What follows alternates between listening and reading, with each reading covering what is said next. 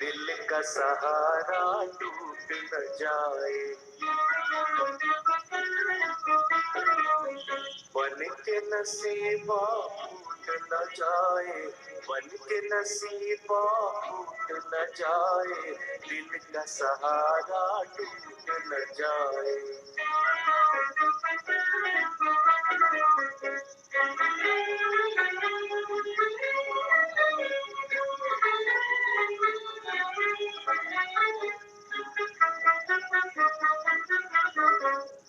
बदला हुआ है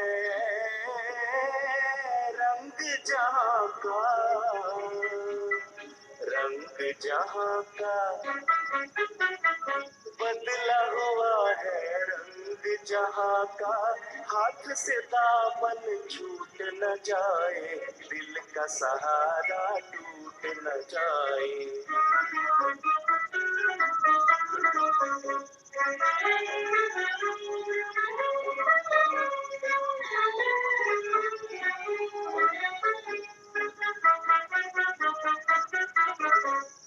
है ये ज़माना प्यार का दुश्मन, प्यार का दुश्मन है ये ज़माना प्यार का दुश्मन, मेरी खुशी को लूट न जाए, दिल का सहारा टूट न जाए।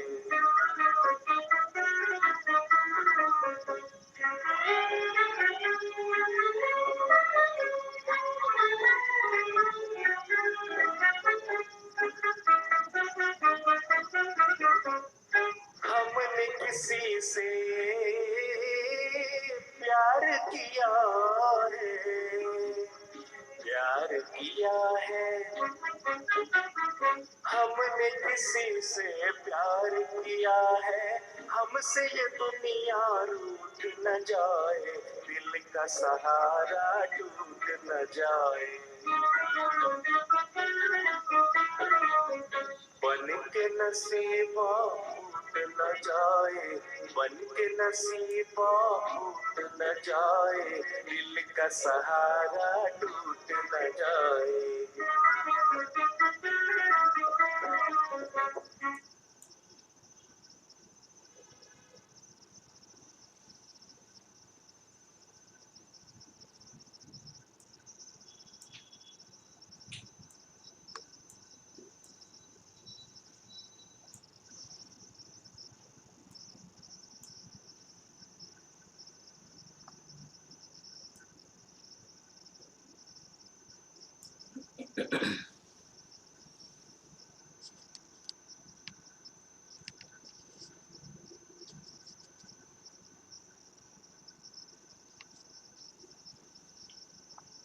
ऑप्शन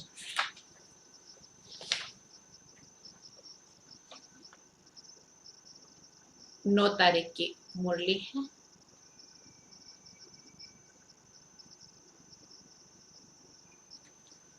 हम सभी जानते हैं कि द्वापर युग से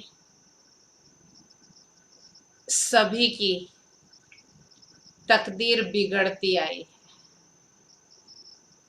और अभी तो सारी दुनिया की तकदीर बिगड़ी हुई है। तो बिगड़ी को सुधारने वाला कौन है? बिगड़ी को सुधारने वाला, सभी की श्रेष्ठ तकदीर बनाने वाला सिर्फ एक बाबा है। और कैसे तकदीर बनाते हैं? जैसे लौकिक में होते हैं ना माँ बाप, तो समझते हैं कि बच्चे स्कूल में जाएंगे, पढ़ेंगे, लिखेंगे तो इनकी अच्छी तकदीर बन जाएगी। तो बाबा भी हम बच्चों को इस ईश्वरीय विश्वविद्यालय में ये नॉलेज दे रहे हैं ये पढ़ाई पढ़ा रहे हैं रोज रोज। किस लिए? हमारे 21 जन्मों के लिए श्रेष्ठ ऊंची तकदीर बनाने के लिए। वो लौकिक पढ़ाई से तो एक जन्म के लिए बनती, लेकिन ये तो 21 जन्म के लिए ऊंची तकदीर बाबा हम बच्चों की बनाते हैं। सुनते हैं प्यारे बाबा के मधुर महावाक्य। मीठे बच्चे, तुम्हारी बिगड़ी को सुधारने वाला, तुम्हारी बिगड़ी को सुधारने वाला अर्थात तकदीर बनाने वाला एक बाप है। बिगड़ी को सुधारने वाला, तकदीर बनाने वाला एक बाप है, जो तुम्हें नॉलेज देकर तकदीरवान बनाते हैं, जो तुम्हें नॉलेज देकर तकदीरवान बनाते हैं। प्रश्न है, तुम बच्चों की इस रूहानी भट्ठी का एक कायदा कौन सा है? रूहानी भट्ठी माना जब हम बाबा की याद में बैठते हैं, तो उसका कायदा कौन सा है? बाबा ने कहा, रूहानी भट्ठी में अर्थात याद की यात्रा में बैठने वालों को रूहानी भट्ठी में अर्थात याद की यात्रा में बैठने वालों को कभी भी इधर उधर के ख्यालात नहीं चलाने हैं।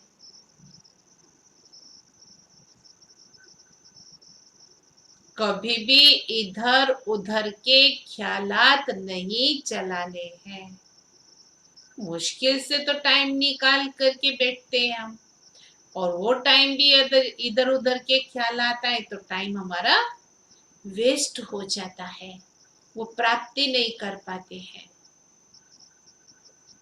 एक बाप को ही याद करना है।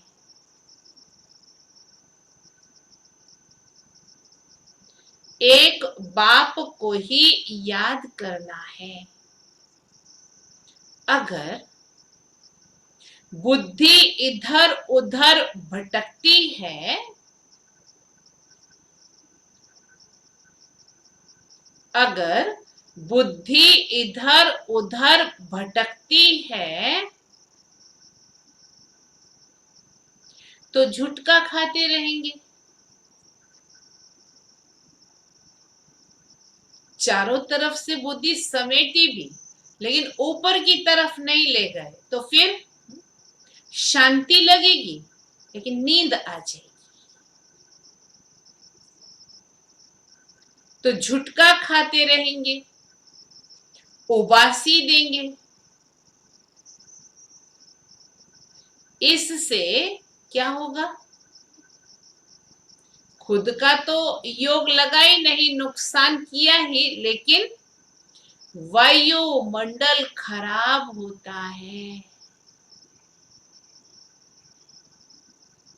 अगर नींद कर रहे हैं, झुटका खा रहे, इधर उधर बुद्धि भटक रही है, तो हमारी जैसी वृत्ति है वातावरण में वो वाइब्रेशन फैल रहे हैं हमारे से, तो वातावरण खराब होता है,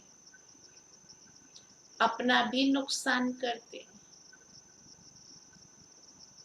गीत है, दिल का सहारा टूटना चाहिए। ओम शांति। मीठे मीठे रूहानी बच्चों ने गीत के 2 अक्षर सुने। ये तो पूरा ही गीत सुना ना, जो कनेक्टेड थे उस समय। जो बाद में कनेक्ट हुए उन्होंने तो बेचारों ने नहीं सुना, पर जो उस समय कनेक्टेड थे उन्होंने तो बाबा का पूरा ये गीत सुना। कितना रूहानी अर्थ है इसका। बच्चों को सावधानी मिलती है। इस समय जो भी है सबकी तकदीर बिगड़ी हुई है, सिवाय सिवाय बाबा ने कहा तुम ब्राह्मणों के। तुम्हारी अब बिगड़ी से सुधर रही है। बाप को कहा ही जाता है तकदीर बनाने वाला। तुम जानते हो शिव बाबा कितना मीठा है। किस किसने चखा है भाई? हम सभी ने चखा है, अनुभव किया है कि कितना मीठा है। जैसे घरों में कहते हैं चाय में जो जरा खांड बरोबर छे, पर चाय में જોઈને થોડી બતાવાય, ટેસ્ટ કરીને। અને ટેસ્ટ કરવા વાળા કહેશે હા હા મેં જોઈ લીધું છે, બરોબર છે બરોબર છે, પણ જોયું થોડી છે, ટેસ્ટ કરી છે। એ જ રીતે બાબા પણ કેટલા મીઠા છે એ અનુભવની વાત છે, ગુંગાના ગુળ જેવી વાત છે। बाबा अक्षर बड़ा मीठा है। क्यों मीठा है? बाप अर्थात वर्षा। बाप से सब आत्माओं को वर्षा मिलता है। लौकिक बाप से बच्चों को वर्षा मिलता है। यहाँ बच्चा व बच्ची सब वर्षे के हकदार है। बाप पढ़ाते हैं आत्माओं को, अर्थात अपने बच्चों को। आत्मा समझती है हम सब ब्रदर्स हैं, बरोबर ब्रदरहुड कहा जाता है ना, एक भगवान के बच्चे हैं। फिर इतना लड़ते झगड़ते क्यों हैं? सब आपस में लड़ते ही रहते हैं। अनेक धर्म, अनेक मत, और मुख्य बात तो रावण राज्य में लड़ाई ही चलती रहती। क्यों? क्योंकि विकारों की प्रवेशता है। काम विकार पर भी कितना लड़ाई झगड़ा होता है। ऐसे बहुत राजाओं ने लड़ाई की है, काम के लिए बहुत लड़ते।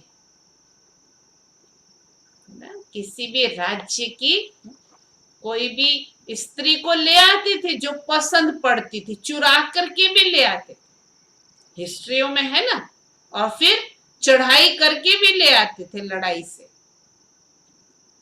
तो बाबा ने कहा काम विकार पर कितना लड़ाई झगड़ा होता है।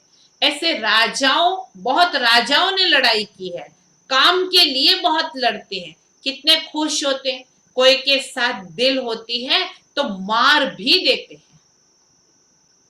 काम महाशत्रु है। क्रोध वाले को तो क्रोधी ही कहेंगे, लोभ वाले को लोभी कहेंगे, लेकिन जो कामी है उनके बहुत नाम रखे हुए हैं। इसीलिए कहा जाता है अमृत छोड़ विष काहे को खाए। ग्रंथ साहब में ऐसे लिखा हुआ है।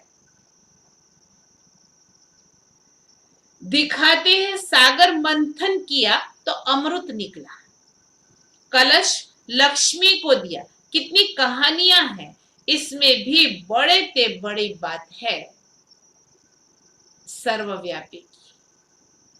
गीता का भगवान कौन और पतित पावन कौन? कितनी बातें बता दी।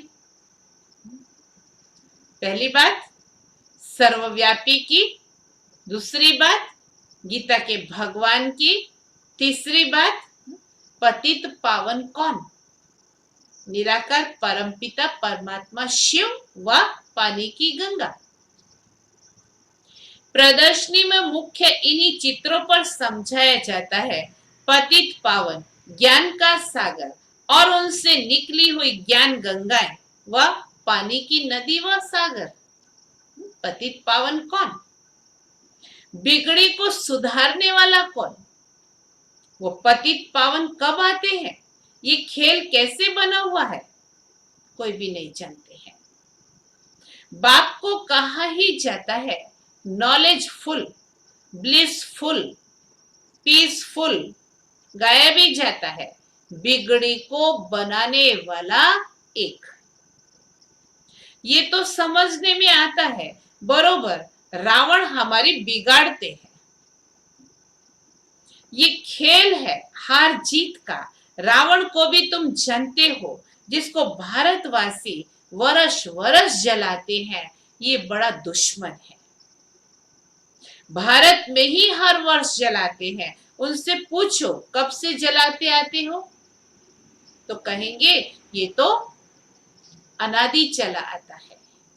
जब से सृष्टि शुरू होती है, शास्त्रों में जो पढ़ा सत्य सत्य करते रहते हैं। मुख्य भूल है ईश्वर को सर्वव्यापी कहना। बाप ये नहीं कहते कि ये किसी की भूल है, ये भी ड्रामा में नोंद है। ड्रामा को दोष दे दिया, बाकी किसी को दोष नहीं दिया। हार जीत का खेल है, मायाते हारे हार, मायाते जीते जीत। माया से कैसे हार खाते हैं वो भी समझाया जाता है। पूरा आधा कल्प रावण राज्य चलता है, एक सेकंड का भी फर्क नहीं पड़ सकता। राम राज्य की स्थापना और रावण राज्य का विनाश अपने समय पर एक्यूरेट चलते हैं। सत्युग में तो लंका होती ही नहीं है, वह तो पढ़े लिखे की बुद्धि में रहता है कि लंदन किस तरफ, अमेरिका किस तरफ। पढ़ाई से बुद्धि का ताला खुलता है, रोशनी आती है। इसको ज्ञान का तीसरा नेत्र कहा जाता है। बुढ़िया बहुत बातें समझ ना सके, इन्हों को एक मुख्य बात धारण करनी है, जो ही अंत में काम आती है। मनुष्य शास्त्र तो बहुत पढ़ते हैं, पिछाड़ी में फिर भी एक अक्षर कह देते कि राम राम कहो। ऐसे नहीं कहते कि शास्त्र सुनाओ, वेद सुनाओ, पिछाड़ी में कहेंगे राम को याद करो। जो जास्ती समय जिस चिंतन में रहते हैं, अंत में वही याद आ जाता है। जो जास्ती समय जिस चिंतन में रहते हैं, पिछाड़ी में माना शरीर छोड़ते समय उनको वही याद आ जाता है। अभी विनाश तो सबका होना है, तुम जानते हो। सब किसको याद करेंगे? कोई कृष्ण को, कोई अपने गुरु को याद करेंगे, कोई अपने देहधारी संबंधियों को याद करेंगे। याद तो किया, यदि देह को याद किया तो खेल खलास। यहां तुमको एक ही बात समझाई जाती है, क्या? रोज रोज बाबा समझाते हैं, अपने को आत्मा समझ, बाप को याद करो।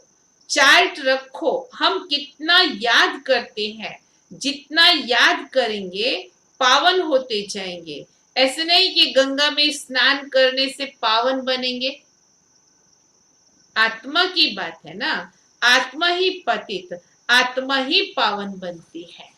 तो बाप ने समझाया है, आत्मा एक स्टार बिंदी है, भ्रुकुटी के बीच में रहती है। कहते हैं आत्मा स्टार अति सूक्ष्म है। तुम बच्चे ही इन बातों को समझ सकते हो। तो बाप कहते हैं मैं कल्प के संगम युगे आता हूं। उन्होंने फिर कल्प अक्षर छोड़ युगे युगे लिख दिया है, तो मनुष्यों ने उल्टा समझ लिया है। मैंने कहा है कि कल्प कल्प संगम युगे आता हूं। घोर अंधियारा और घोर सोजरे के संगम पर आता। बाकी युगे युगे आने की दरकार नहीं है, सीढ़ी उतरते ही आते हैं। जब पूरे 84 जन्म की सीढ़ी उतरते हैं तब बाप आते हैं। ये ज्ञान सारी दुनिया के लिए है। सन्यासी लोग तो कह देते इन्हों के चित्र सब कल्पना है, परंतु कल्पना की तो इसमें कोई बात ही नहीं है। ये सबको समझाया जाता है, नहीं तो मनुष्यों को कैसे पता पड़े, इसीलिए चित्र बनाए गए हैं। ये प्रदर्शनी देश देशांतर में ढेर होती जाएगी। बाप कहते हैं बहुत भारतवासी बच्चे हैं तो सब बच्चे ना, अनेक धर्मों का ये झाड़ है। तो बाप समझाते हैं ये सब काम चिता पर बैठ जल मरे हैं। सत्युग में जो पहले पहले आते हैं वही फिर पहले पहले द्वापर से लेकर काम अग्नि में जलते हैं, इसीलिए काले हो गए हैं। अभी सबकी सदगति होनी है, तुम निमित्त बनते हो, तुम्हारे पिछाड़ी सबकी सदगति होनी है। बाप कितना सहज रीति समझाते हैं, कहते हैं सिर्फ बाप को याद करो। आत्मा ने ही दुर्गति को पाया है। आत्मा पतित बनने से शरीर भी ऐसा मिलता है। आत्मा को पावन बनाने की युक्ति बाप ही सहज सिखलाते हैं। त्रिमूर्ति में ब्रह्मा का चित्र देख मनुष्य हाय हाय मचा देते हैं, क्योंकि शास्त्रों में तो सुना है ना कि कैसे 4 मुख वाला ब्रह्मा, 4 हाथ वाला ब्रह्मा, हाँ ऐसे। लेकिन जब देखते हैं कि कोई मनुष्य का चित्र है तो बिगड़ पड़ते हैं। इनको ब्रह्मा क्यों कहते हैं? ब्रह्मा तो सूक्ष्म वतनवासी देवता है, यहां कहां से आया? ये दादा तो नामी ग्रामी था, अखबारों में सब जगह पड़ा था। एक जौहरी कहता है मैं श्री कृष्ण हूं, हमको 16,108 रानियां चाहिए। क्या क्या बाबा के लिए प्रोपागेंडा दुनिया वालों ने कर दिया था, वो सब बाबा ने देखो कितना धैर्य से सहन किया। बड़ा हंगामा मच गया था भगाने का, मचे भी क्यों नहीं। एक धक से इतने 350-400 लोग, और वो भी एक ही इलाके के समर्पित हो गए, यज्ञ में आ गए, तो तहलका तो मचेगा ही ना। आध्यात्मिक क्रांति थी, भगवान ने क्रांति छेड़ी, तो ये कोई कम बात थोड़ी थी। अब एक एक से माथा कौन मारे? विदेशों तक भी अखबारों में ये बात छप गई थी। इतने ढेर मनुष्य हैं। आबू में भी कोई आते हैं तो उनको झट कहते अरे ब्रह्मा कुमारियों के पास जाते हो, वह तो जादू कर देती है। ऐसी ऐसी बातें शुरुआत में, क्योंकि सब साक्षात्कार करते थे, तो ये जादू ही था शिव बाबा का। अब शिव बाबा तो किसी को दिखता ही नहीं था असली जादूगर, और ब्रह्मा बाबा दिखता था, इसलिए सारे कलंक ब्रह्मा बाबा के ऊपर लगे। स्त्री पुरुष को भाई बहन बना देती है, लंबी चौड़ी बात बताकर माथा खराब कर देते हैं। बाप कहते हैं तुम मुझे ज्ञान सागर ऑलमाइटी अथॉरिटी कहते हो। वर्ड ऑलमाइटी अर्थात सर्वशक्तिमान, सब वेदों शास्त्रों आदि को जानने वाला। बड़े विद्वानों को भी अथॉरिटी कहते हैं, क्योंकि वो सब वेदों शास्त्रों आदि को पढ़ते हैं, फिर बनारस में जाकर के टाइटल ले आते हैं। महोपाध्याय, श्री श्री 108 सरस्वती, ये सब टाइटल्स वहां ही मिलते हैं। जो बहुत होशियार होते हैं उनको बड़ा टाइटल मिलता है। इनकी भी पढ़ाई होती है वेदों शास्त्रों की। शास्त्रों में जनक के लिए लिखा हुआ है, उसने कहा कि सच्चा ब्रह्म ज्ञान कोई हमको सुनाए। अब ज्ञान, ब्रह्म ज्ञान तो है नहीं, बातें सारी यहाँ की हैं, कहानी बड़ी बना दी है। शंकर पार्वती की भी कहानी लिखी हुई है। कितनी कहानियां बेट बनाई है। शंकर ने पार्वती को कथा सुनाई, वास्तव में था शिव। उन्होंने फिर शंकर पार्वती नाम दे दिया है। भागवत आदि में ये सब इस समय की बातें हैं। फिर कहानी में बताते हैं। उनको ख्याल आया राजा को ये जाकर ज्ञान दो।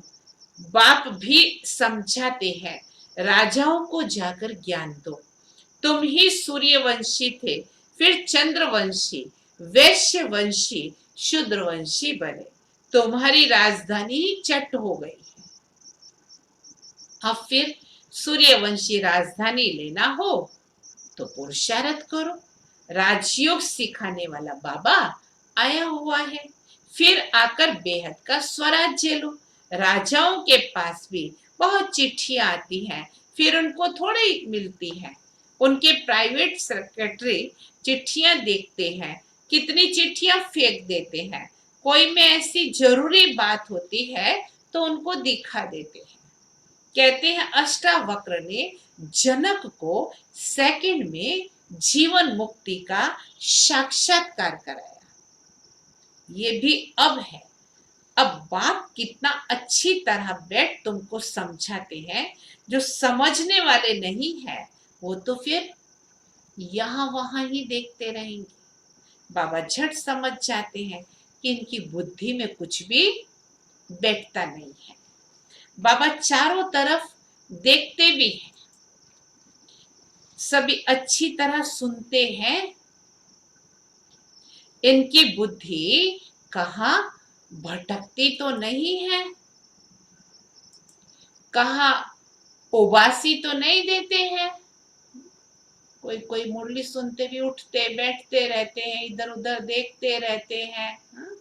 कोई उबासी खाते हैं, एक जगह स्थिर होकर के बैठ नहीं पाते हैं। तो बाबा ने कहा बाप देखते रहते हैं।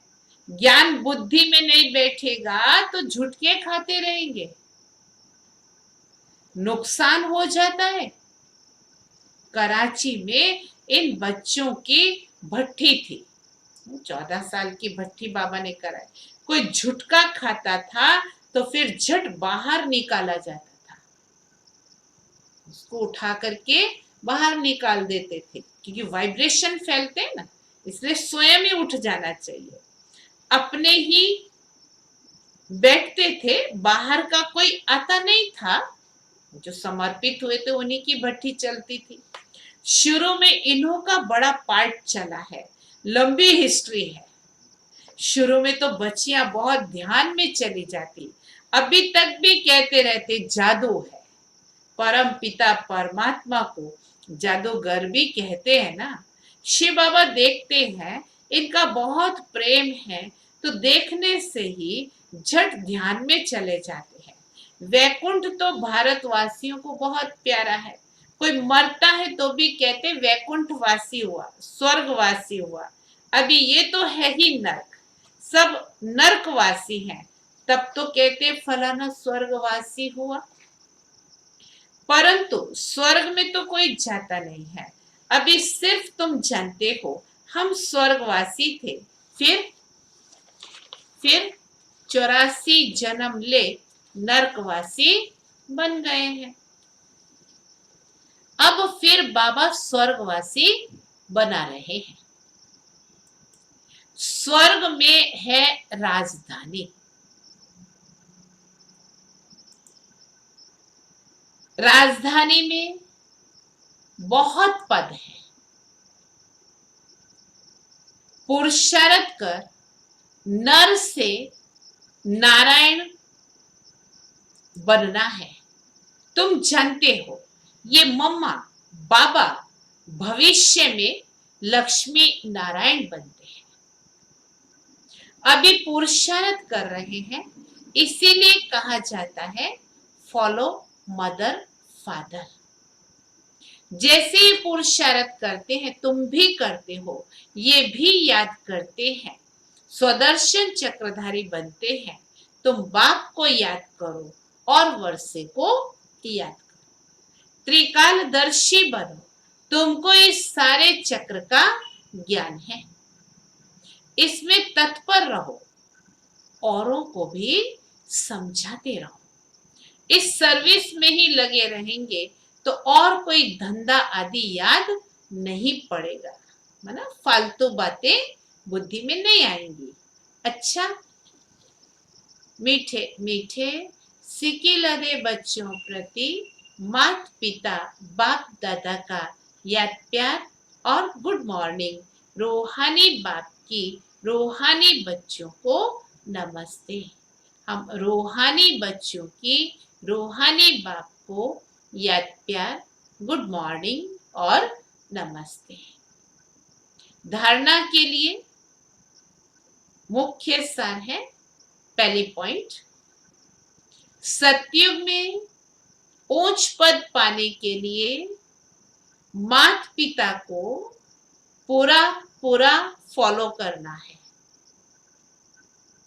सतयुग में उच्च पद पाने के लिए माता पिता को पूरा पूरा फॉलो करना है, उनके समान पुरुषार्थ करना है, उनके समान पुरुषार्थ करना है, सेवा में तत्पर रहना है, सेवा में तत्पर रहना है, एकाग्र हो पढ़ाई पढ़नी है, एकाग्र हो पढ़ाई पढ़नी है। दूसरी पॉइंट, याद का सच्चा सच्चा चार्ट रखना है, याद का सच्चा सच्चा चार्ट रखना है, अपने को आत्मा समझ बाप को याद करना है, अपने को आत्मा समझ बाप को याद करना है, देह व देहधारियों को याद नहीं करना है, देह व देहधारियों को याद नहीं करना है। वरदान, सदा साथीपन की स्मृति और साक्षी स्टेज का अनुभव करने वाले, सदा साथीपन की स्मृति और साक्षीपन की स्टेज का अनुभव करने वाले, शिवमयी शक्ति स्वरूप, शिवमयी शक्ति स्वरूप कंबाइंड भव, कंबाइंड भव। जैसे आत्मा और शरीर दोनों का साथ है, जैसे आत्मा और शरीर दोनों का साथ है, जब तक इस सृष्टि पर पार्ट है तब तक अलग नहीं हो सकते, जब तक इस सृष्टि पर पार्ट है तब तक अलग नहीं हो सकते। ऐसे ही शिव और शक्ति दोनों का इतना ही गहरा संबंध है, शिव और शक्ति दोनों का इतना ही गहरा संबंध है, जो सदा शिवमयी शक्ति स्वरूप में स्थित होकर चलते हैं, जो सदा शिवमयी शक्ति स्वरूप में स्थित होकर चलते हैं, तो उनकी लगन में माया विघ्न नहीं डाल सकती। उनकी लगन में माया विघन नहीं डाल सकती। वे सदा साथीपन का और साक्षी स्टेज का अनुभव करते हैं। वे सदा साथीपन का और साक्षी स्टेज का अनुभव करते हैं। ऐसे अनुभव होता है जैसे कोई साकार में साथ हो।